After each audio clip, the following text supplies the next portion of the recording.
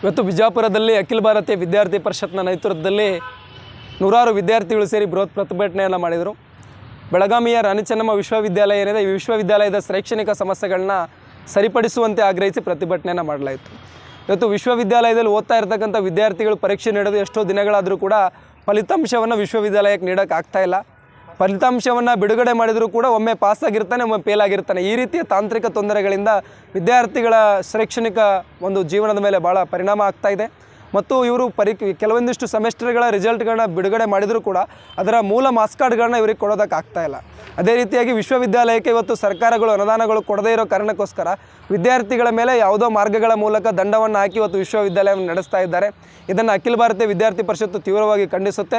ರಾಜ್ಯ ಸರ್ಕಾರಕ್ಕೆ ಮತ್ತು ವಿಶ್ವವಿದ್ಯಾಲಯಕ್ಕೆ ಈ ಮೂಲಕ ಎಚ್ಚರಿಕೆಯನ್ನು ನೀಡಿ ಸಮಸ್ಯೆಯನ್ನು ಸರಿಪಡಿಸದೆ ಹೋದರೆ ಮುಂದಿನ ದಿನಗಳಲ್ಲಿ ರಾಣಿ ಚೆನ್ನಮ್ಮ ವಿಶ್ವವಿದ್ಯಾಲಯಕ್ಕೆ ಮುತ್ತಿಗೆಯನ್ನು ಹಾಕಿ ಬೃಹತ್ ಪ್ರತಿಭಟನೆ ಮಾಡಲಾಗುತ್ತೆ ಅನ್ನುವಂಥ ಎಚ್ಚರಿಕೆಯನ್ನು ಕೊಡ್ತಾ ಇದ್ದೇನೆ.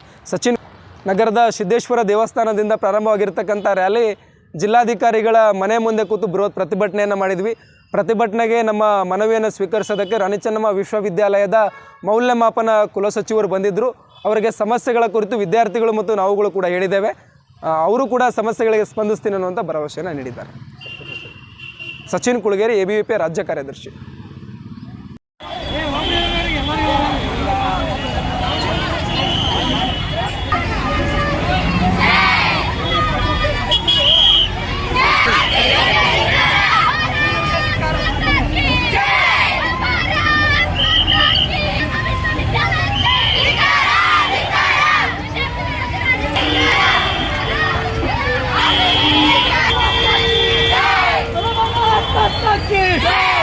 भारत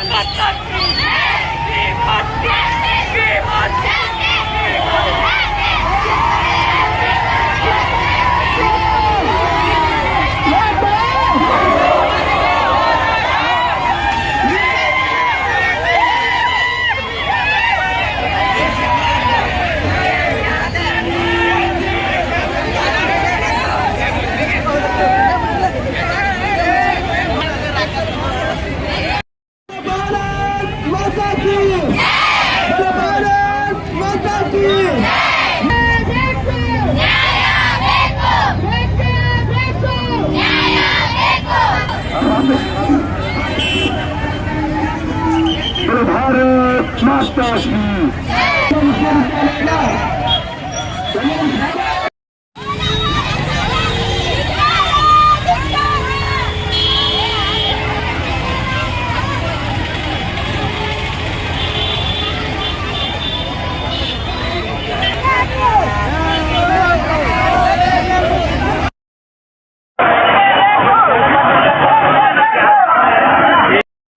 ರಾಣಿ ಚೆನ್ನಮ್ಮ ವಿಶ್ವವಿದ್ಯಾಲಯದ ಕನಿಷ್ಠ 30,000 ಅಧಿಕ ವಿದ್ಯಾರ್ಥಿಗಳು ಬಿಜಾಪುರ ಜಿಲ್ಲೆಯಲ್ಲಿ ಓದ್ತಾ ಇದ್ದಾರೆ.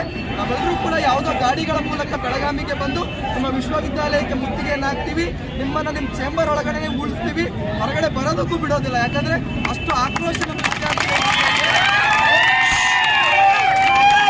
ವಿದ್ಯಾರ್ಥಿಗಳ ಮಧ್ಯೆ ಇದೆ. ಈ ಮನವಿ ಪತ್ರದಲ್ಲಿ ಕೆಲವೊಂದಿಷ್ಟು ವಿಚಾರಗಳನ್ನು ಉಲ್ಲೇಖವನ್ನು ಮಾಡಿದ್ದೇವೆ. ಮನವಿ ಪತ್ರದಲ್ಲಿ ಕೆಲವೊಂದಿಷ್ಟು ವಿಚಾರಗಳನ್ನು ಉಲ್ಲೇಖ ಮಾಡಿದ್ದೇವೆ.